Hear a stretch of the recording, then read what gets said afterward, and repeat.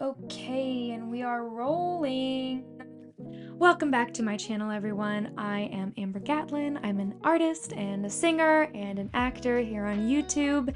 And welcome back to my channel. Today I'm going to be talking about a little bit of a recap from 2024 and my resolutions for 2025 moving forward as a content creator here on YouTube. Firstly, to talk about 2024, there's a lot of firsts.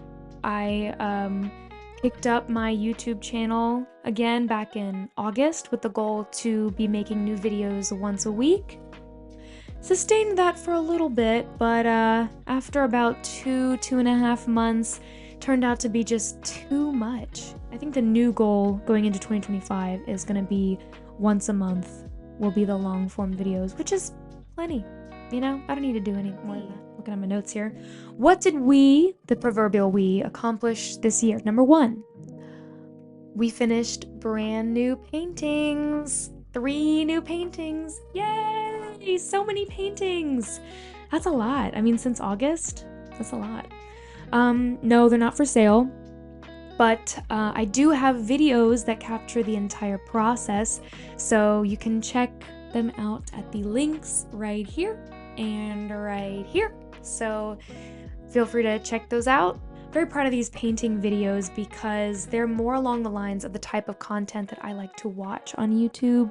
I love throwing on like a casual 20-minute, an artist is just kind of in their vibe, in their space, just painting away, doing their thing, and waxing poetic about the state of the world and their place in it and creativity. I mean, that is the kind of stuff that I like to play in the background as I, do dishes or cook or, whatever. I enjoy it. So it feels good to be making content like that. Okay, number 2, things to accomplish. Things that I have accomplished in 2024. We gained some momentum this year with the channel. We really did. We're at 84 subscribers right now, and I'm really happy about that. Yeah, small but mighty. There's still a lot of spaghetti throwing at the wall, but we've learned a lot about using new equipment, audio equipment. GarageBand is honestly still kind of a nightmare, but we're using Canva for thumbnails and like more complex things like that, so that's really exciting. Definitely heading in the right direction. Number 3, we're gaining some skills. Practice makes well practiced. Practice makes better at doing the things that you want to do. I'm trying to avoid saying perfect because nothing is perfect and we're avoiding that mindset entirely, but yeah, it's good to be in the practice of doing these things. I feel like for painting, I'm quicker to follow my impulses of what to paint rather than sitting on an idea for too long, and then it kind of becomes stale in your mind and you're like, oh, do I even like this anymore? Is this even worth attempting? No. A friend of mine who's also a painter, she gave me some great advice of like, if you have an idea, start small with it, like don't be afraid to do a practice canvas. Everyone does a practice sketch, but we don't always like do a painting that's like, I'm practicing this painting, which honestly, I haven't even really done that yet. It seems like a lot of work, but the idea of doing it is really great because, you're thinking to yourself, oh, well, maybe this isn't the real painting. Maybe it's just a practice painting, And you give yourself kind of room to make mistakes. Anyways, this is a tangent. Bottom line is, if I have an idea and I like it, I run with it. I jump in and I give it some time to work on the canvas rather than just it being in my head and turning into a million different things before I'm able to even get it out there. With singing, I feel like I've really made some progress with controlling my energy and pinpointing my energy into the consonants that I'm singing and the diction rather than on the vowel and on the note itself.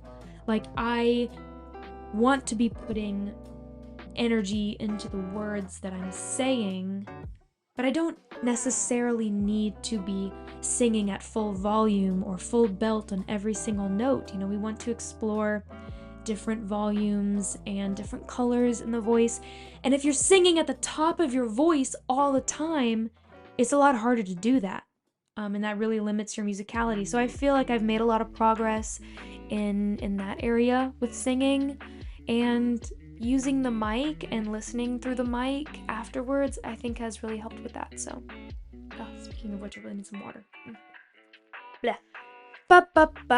Singing. Okay, goals, resolutions for 2025. Well, like I said, with YouTube specifically, the goal is to change the format from once every week, or attempting once every week, to once every month. I don't really have a specific day of the month. I know for the algorithm it's supposed to be specific, but for now, we will see. And a lot more short form videos. Apparently that is the place to be as far as finding new viewers and getting more people to your channel. So grad school auditions are later this month, if you didn't know. I mean, we've done a lot. We've done the applications, we've sent in the fees, we've got our letters of rec, we've got these speeches. I can't talk about this right now. Regardless of whether I fall on my face and get no callbacks, or if I get into every single school, all 3, then yeah, I'll let you know how it goes. I'm not ashamed. I mean, it's just another audition. It's a big one, for sure, but that's life. That's how it goes. So yeah, I'll let you know. Getting into the second resolution? What resolution is this? Oh yes, this is still the first resolution. Doing less. Doing less. This is part of my philosophy this year. I think I just do a little too much. And when I do a little too much, bad things happen. And I don't want to be caught in the middle of a panic attack because I'm overwhelmed by everything that I've decided to become responsible for.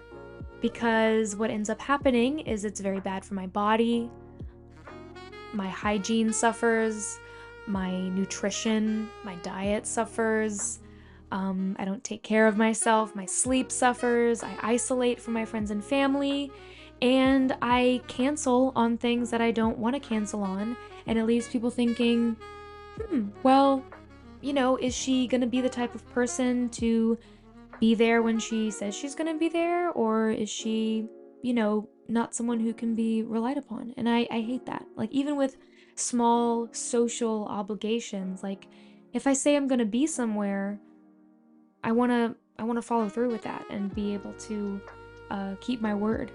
So I think that's really important to me, to overall promise less so that I can deliver more. I want 2025 to be the year of movies for me. I want to watch some serious movies in this year. I want to play Animal Crossing. Got into that about a month ago. Really love it. Big fan. Gives me a lot of joy.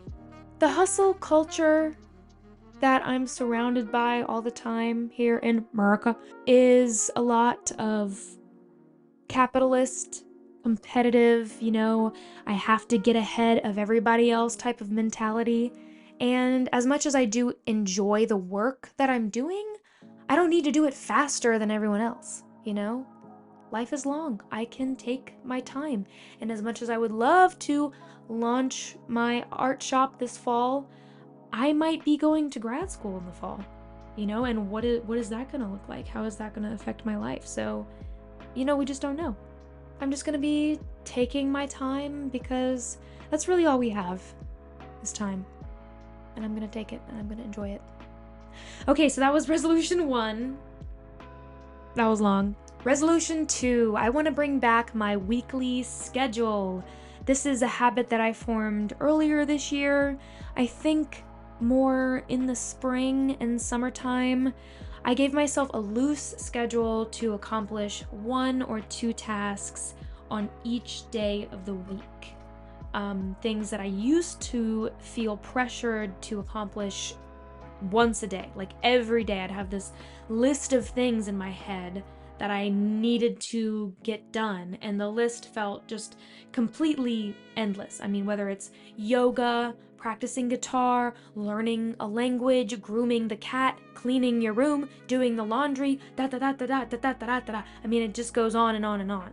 So rather than feeling the pressure of doing all of these things every day, it's more of a structure. Well, you know what? I'll just show you an example right here.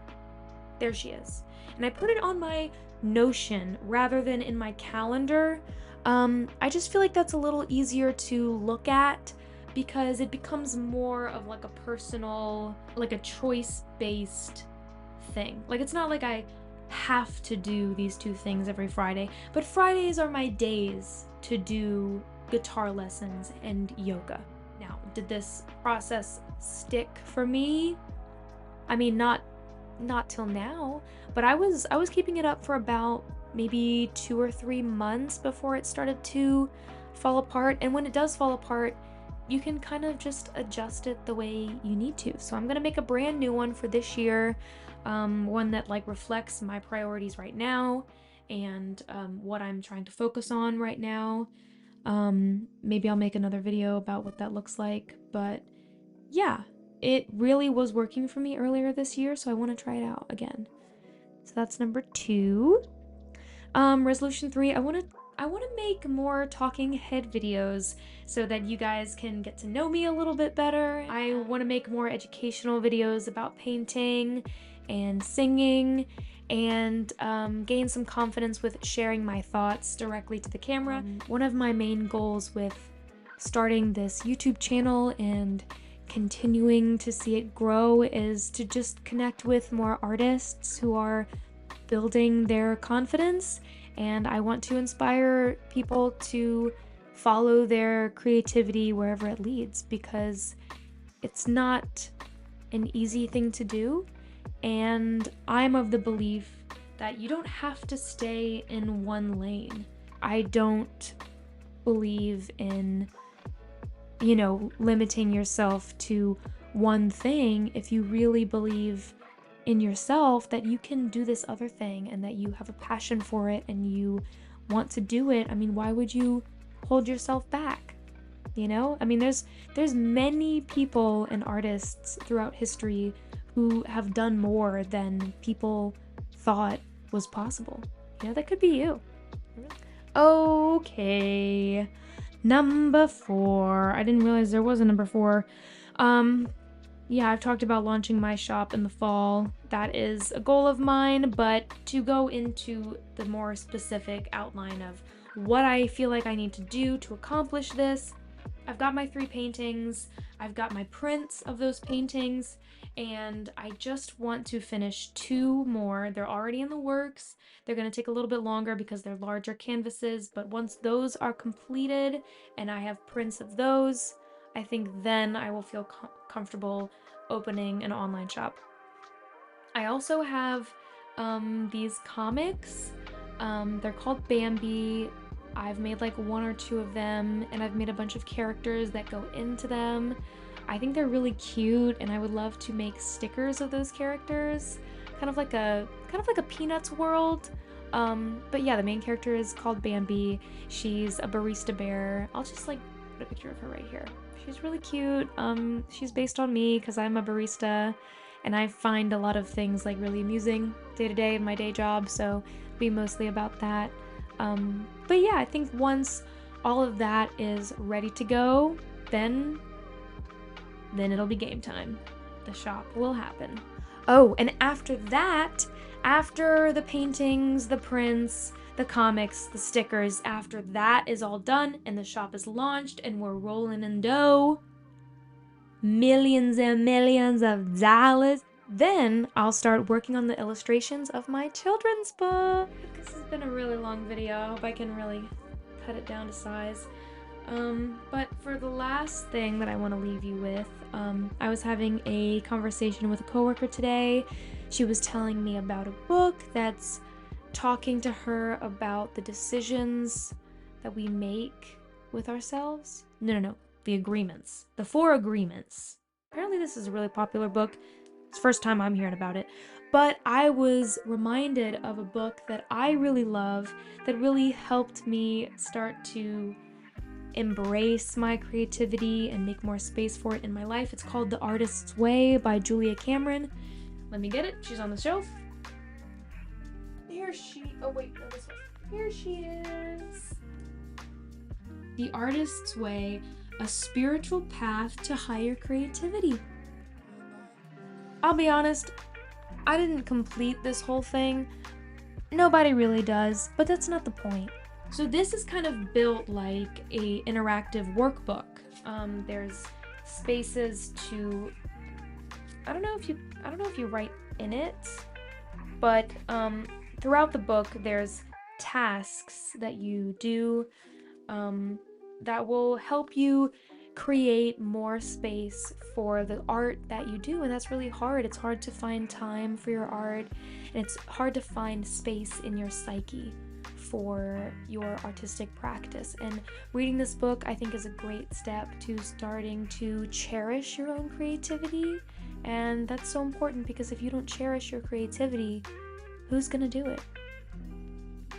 Reading this book was a very important step for me in learning how to be just less apologetic about all of the art that I do and getting in the habit of prioritizing it and having a language around prioritizing it, you know?